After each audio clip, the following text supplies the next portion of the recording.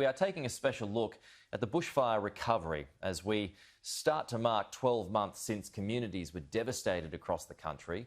The numbers show the sheer scale of the disaster, which saw 33 people lose their lives, including 9 firefighters. More than 3,000 homes were destroyed. At least 17 million hectares burned. This week, our reporters Kenny Heatley and Pat Murrell are visiting two of those hardest hit areas. First to Kenny, who's in his hometown of Batlow in the New South Wales Snowy Mountains. Kenny, you've been there for a couple of days now to see how the rebuild is going.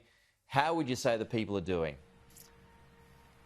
Good morning, Pete. Well, I'm here on the main street. It's a lovely, calm morning, despite a couple of leaf blowers in the background every now and again, and it's hard to imagine the devastation that was going on when the Duns Road mega fire rolled across the hills and into Batlow on the 4th of January. 22 homes were destroyed, along with countless sheds. Farms were damaged or destroyed as well, and one person lost their life.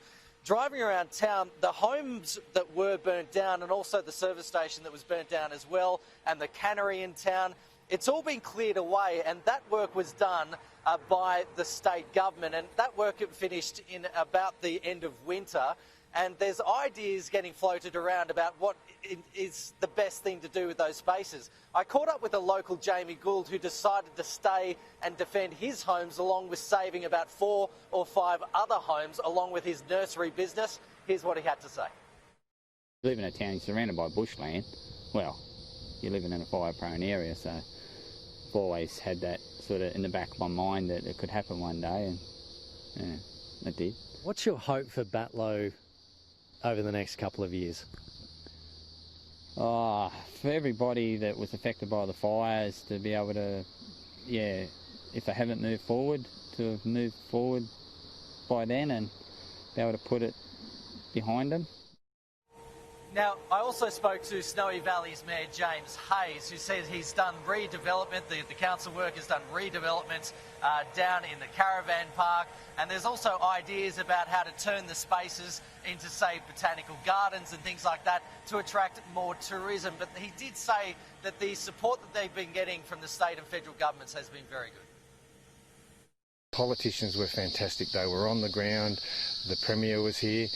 On one day alone in Tumbarumba, we had the Premier, the Prime Minister, the Deputy Prime Minister and the 2 Commissioners of Fire all in the one town at the one time, at the one site, and that's pretty well unprecedented, I think.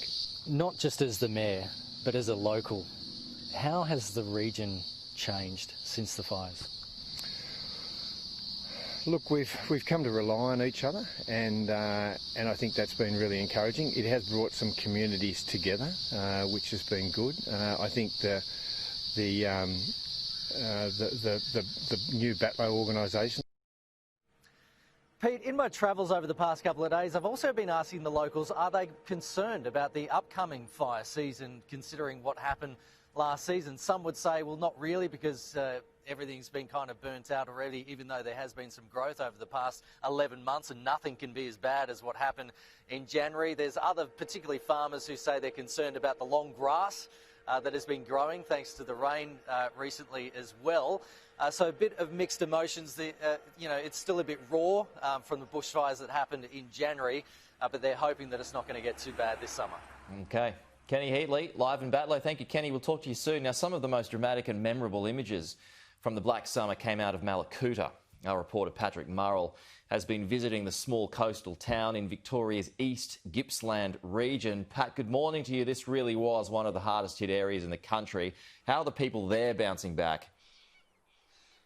Well, Pete, it's been a long road to recovery. Hard to tell by today with the sun shining and relatively still water, but right here on Malakuta's foreshore where on New Year's Eve, thousands were taking shelter from Australia's biggest bushfire as it headed straight towards town. We all remember seeing the apocalyptic scenes on our TVs, the sky turning red, ember and ashes raining down on the town, and an unprecedented naval rescue of those stranded in the town because the only road out had been blocked off by fire. Now, just a couple of months ago, GrowCon, through Bushfire Recovery Victoria, cleared the last of the bushfire damaged houses here. The rebuild, though, will take a bit longer, and it has been delayed somewhat because of coronavirus restrictions. Locals here have had trouble getting in builders to rebuild their properties. Some, especially those who have owned holiday homes, have even had trouble getting up here because of the tough restrictions in Victoria. So that recovery will take another year. What will take longer, perhaps, is the trauma that the people here in Mallacoota experienced